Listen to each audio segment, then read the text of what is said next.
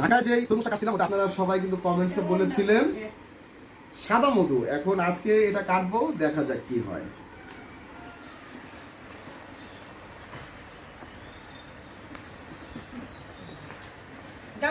জানি না যে কি হবে আজকে, দেখি কি এটা কি বের হয় আজকে। তবে আমি এই পর্যন্ত যত তরমুজ কিনছি সবগুলো সাদাই হয়েছে, তবে আজকেরটা জানি না কি হবে।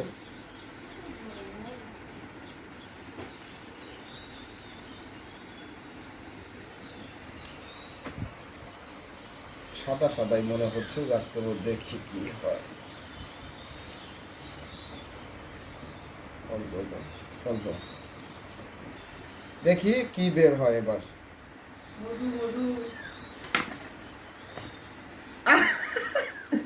না তবু লাল হয়েছে, দেখা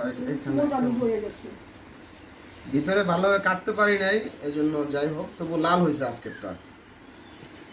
একটু পরে ইফতারিতে খাবো এটা। কাটো।